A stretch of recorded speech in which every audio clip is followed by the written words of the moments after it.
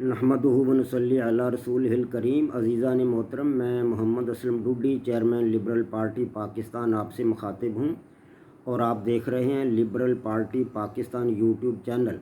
अज़ीज़ान मोहतरम, आपको पता है कि इस चैनल के तवस्सुत से आपके सामने लिबरल पार्टी पाकिस्तान का मंशूर बयान किया जाता है और मैं इस मकसद के लिए आपके सामने अपने ख़यालात का इजहार करता रहता हूँ। आज मैं जिस मौजू पर आपके सामने अपने ख़यालात का इजहार करूँगा उसका उन्वान है 17वीं सदी में मुशाहदाती और तजर्बाती रवैये। अज़ीज़ान मोहतरम, liberal party Pakistan YouTube channel आपका अपना चैनल है। मैं उम्मीद करता हूँ कि आप इस चैनल को सब्सक्राइब करेंगे, लाइक करेंगे, शेयर करेंगे और बेल आइकन को भी दबा देंगे ताकि पार्टी की तरफ से दी गई मालूमात और गुजारिशात बर वक़्त आपके पास पहुँचें और आप और आपके अजीज़ व कारब और दोस्त अहबाब उससे इस्तिफ़ादा कर सकें। अज़ीज़ान मोहतरम, 16वीं सदी के आखिर में अक़ली रवैयों का आखिरी चश्मो चराग कोपरनिकस था, जिसने आफाकी अजसाम के बारे में हमें कुछ मालूमात दी। लेकिन 17वीं सदी में दो नौजवान, जिनमें बरतानिया का फ्रांसिस बेकन और फ्रांस का रेने डिकार्त, ये दोनों नौजवान मुशाहदाती और तजर्बाती रवैयों के अमीन बनकर मैदान में उतरे और इन्होंने बताया कि मादी अशिया को समझने के लिए हमें गैर जज्बाती तर्ज़ फ़िक्र से काम लेना होगा। इनमें फ्रांसिस बेकन की किताब नोवम और गैनम बड़ी मशहूर हुई और इस किताब में उसने यही बताया था कि किसी मादी चीज़ की तहकीक करने के लिए सबसे पहले उसका मुशाहदा किया जाए, बाद अज़ां उसके लिए कुछ मफरूज़े, उसकी हैत, बनावट, तरकीब, कंपोजिशन को समझने के लिए कुछ मफरूज़े कायम किए जाए। फिर उन मफरूज़ों को बारी बारी तजर्बात की कसवटी से गुजारा जाए। अगर तजर्बात की कसवटी से गुजरते वक्त कोई मफरूज़ा दुरुस्त साबित हो जाए तो उस मफरूज़े को मान लिया जाए, बाकी मफरूज़े जो हैं वो मुस्तरद कर दिए जाएँ। तो इसी तरह की बातचीत जो थी वो दूसरे मुफक्कर रेने डिकार्ते ने भी की थी। अब इन दोनों अफराद को देखकर और फ्रांसिस बेकन की किताब नोवम और गैनम को पढ़ने के बाद अहले मगरब के 4 आदमी मैदान में उतराए। 4 अफराद मैदान में उतरे और उन्होंने मुशाहदाती और तजर्बाती रवैयों का अलम बुलंद किया। उनमें से सबसे पहला शख्स था इटली का मादी मुफक्कर गैलीलियो गैलीली और दूसरा था इंग्लिस्तान का तबियतदान विलियम हार्वे। तीसरा इनमें था जर्मनी का माहिर फल्कियात यूहान्स केपलर और चौथा बरतानिया का ही मादी मुफक्कर था सर आइज़क न्यूटन। इन चारों आदमियों ने तजर्बाती और मुशाहदाती रवैयों को अपनाया और उनकी मदद से ही इन्होंने अपने काम को आगे बढ़ाया। इनमें से सबसे पहले 17वीं सदी में गैलीलियो गैलीली, जो इटली का मादी मुफक्कर था, उसके काम को मैं आपके सामने कुछ रखूँगा। असल में उस वक़्त 17वीं सदी जब थी तो 17वीं सदी में 18वीं सदी में और तकरीबन 19वीं सदी में भी, यानी इन 3-4 सदियों में अहले मशरक़ जो थे वो गहरी नींद सोए हुए थे। जनूबी एशिया, बर्रे सग़ीर, पाको हिंद, मशरक़ वस्ता, हत्ता के चाइना यानी कि मशरक़ी एशिया और वस्ती एशिया, ये सब लोग गहरी नींद सोए हुए थे। इनको पता ही नहीं था कि मादी रवैये क्या हैं, मुशाहदाती और तजर्बाती रवैये क्या हैं और मादी अजसाम क्या हैं और गैर मादी रवैये क्या हैं। यानी कि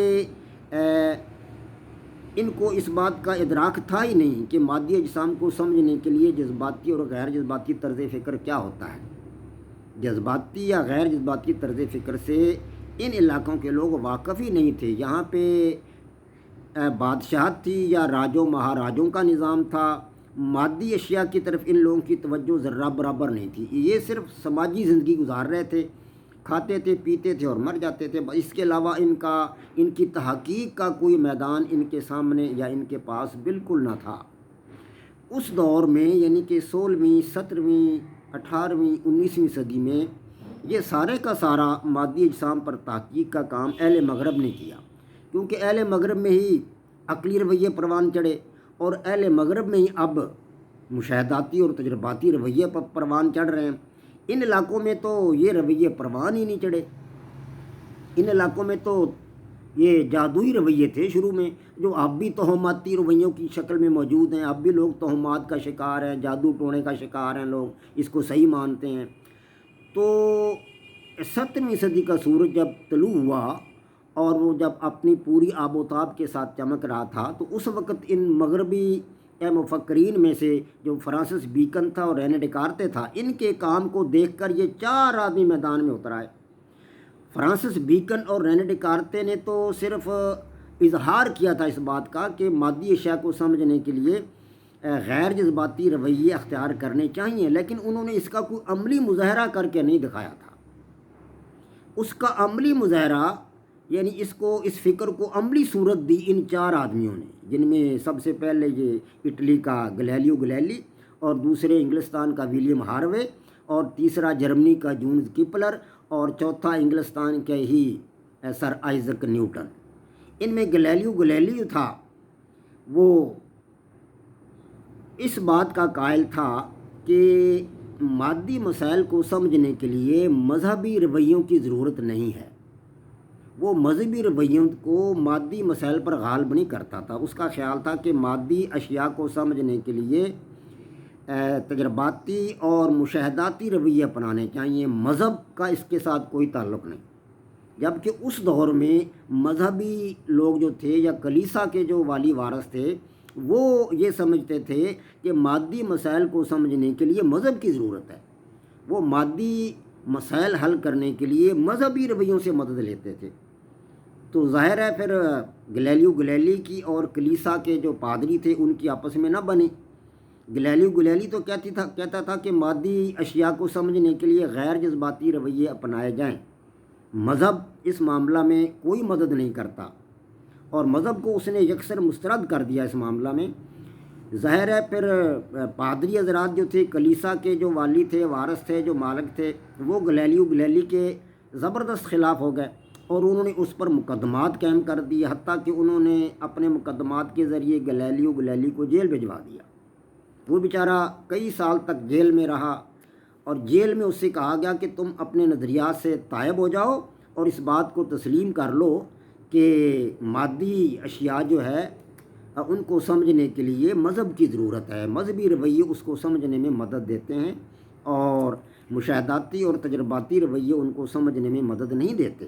لیکن گلیلیو گلیلی نے پہلے تو یہ خیال کیا اپنے دل میں کہ یہ لوگ غلط ہیں اور میں سچ پر ہوں، اور میں حقیقت کو کیسے مسترد کر دوں، لیکن اس نے بیچارے نے اپنی جان بچانے کے لیے اس بات کا اقرار کر لیا کہ مذہب جو ہے وہ حاوی ہے، اور مادی مسائل کو سمجھنے کے لیے مذہبی رویوں سے مدد لی جا سکتی ہے۔ اس نے ان کی بات کو مان لیا، کلیسا والوں کی بات کو، اس لیے کہ وہ اس کی جان کو خطرہ تھا، اسے چند دن بعد اس کو پھانسی دے دی جانی تھی، لیکن اس نے ان کی بات کو تسلیم کر لیا صرف اپنی جان بچانے کے لیے۔ میرا اندازہ ہے کہ اس وقت زمین کانپ گئی ہوگی اور آسمان لرز گیا ہوگا کہ ایک ایسے شخص کو جو مادی مسائل کو حل کرنے کے لیے حقیقی مشاہداتی اور تجرباتی دنیا کا فرد تھا، اور مشاہداتی اور تجرباتی رویوں کو ان کا امین سمجھتا تھا، مشاہداتی اور تجرباتی رویوں کے ذریعہ ہی مادی مسائل کو حل کرنے کا قائل تھا،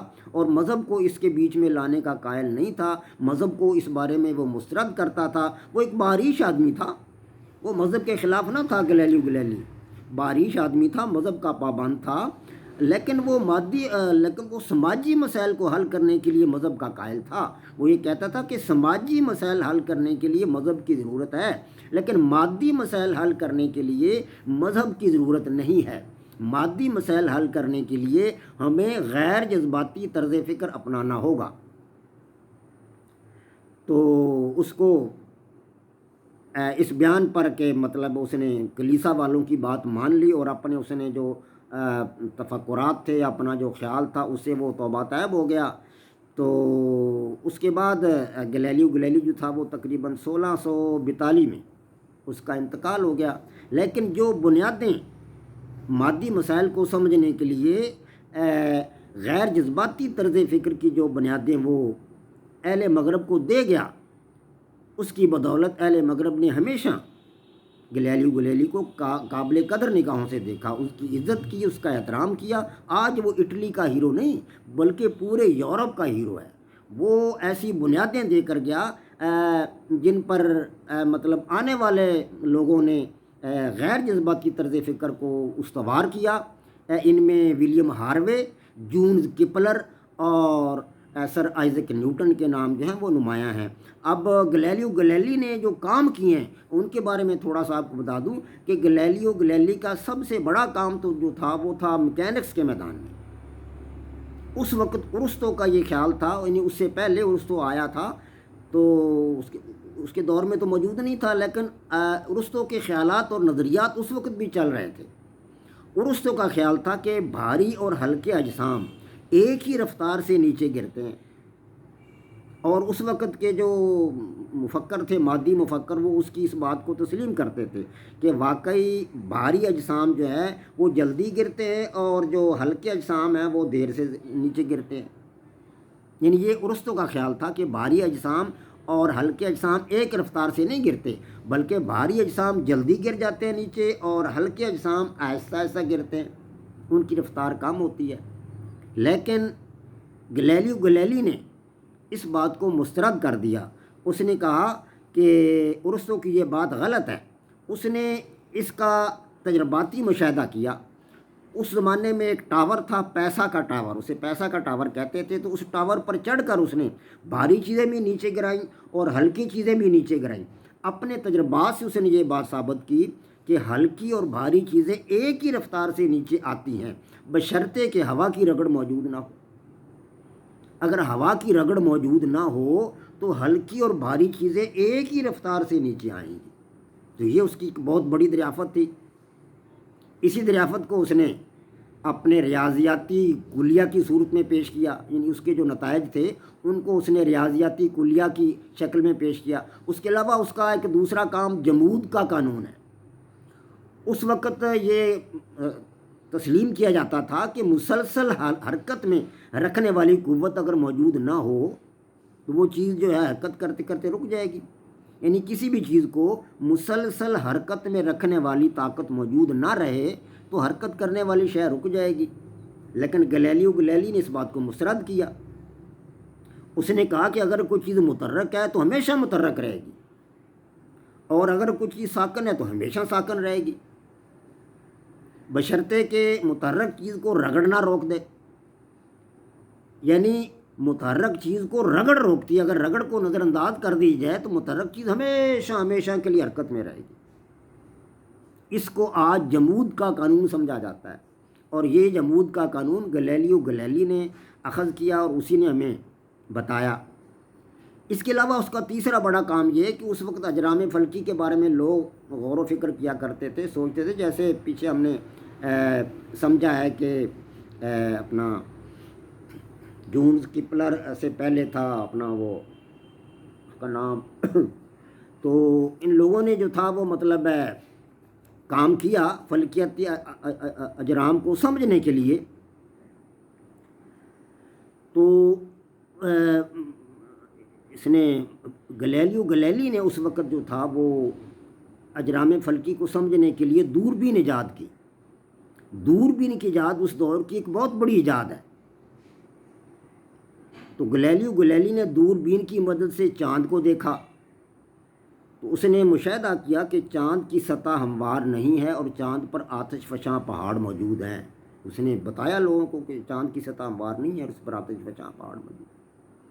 اس نے اپنی دوربین کی مدد سے، جو بہت طاقتور دوربین تھی، دور کی اشیاء کو دیکھ سکتی، اس وقت تک اتنی طاقتور دوربین ایجاد نہیں ہوئی تھی۔ تو گلیلیو نے یہ بتایا کہ کہکشاں جو ہے، اس وقت یہ مشہور تھا کہ کہکشاں ایک دودھیا راستہ ہے، یہ تصور تھا کہ کہکشاں ایک دودھیا راستہ ہے، لیکن گلیلیو نے بتایا کہ کہکشاں دودھیا راستہ نہیں ہے۔ اس نے اپنی دوربین سے دیکھا تو اسے پتہ چلا کہ یہ تو بہت سارے ستاروں کا ایک مجموعہ ہے، دودھیا راستہ نہیں ہے۔ اس نے بتایا کہ کہکشاں دودھیا راستہ نہیں ہے بلکہ بہت سارے ستاروں کا ایک مجموعہ ہے۔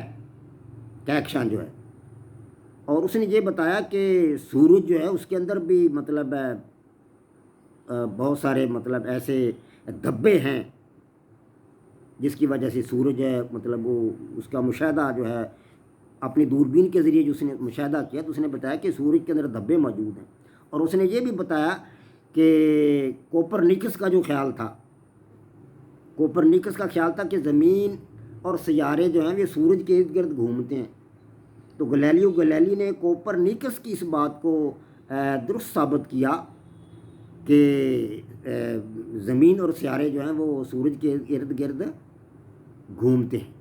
تو کوپرنیکس جو تھا وہ 16ویں صدی کا عقلی رویوں کا سب سے آخری چشم و چراغ تھا، کوپرنیکس۔ تو اس کی اس بات کو گلیلیو گلیلی نے درست ثابت کیا کہ واقعتاً زمین اور دوسرے سیارے جو ہیں وہ سورج کے ارد گرد گھومتے ہیں۔ اس نے یہ بھی بتایا کہ عطارد کے 4 چاند ہیں۔ تو اس طرح اجرام فلکی کے بارے میں اس نے پچھلے جو تھے مفکرین جو گزر چکے تھے ان کی باتوں کا اس نے تصدیق کی، ان کی باتوں کی، اور اپنی طرف سے اس نے نئی نئی باتیں بتائیں جو کہ اگلے مطلب آنے والے مفکرین کے لیے، خصوصاً مادی مفکرین کے لیے وہ گراں قدر ثابت ہوئیں۔ وما علینا الا البلاغ۔ پاک فوج زندہ باد، پاکستان پائندہ باد۔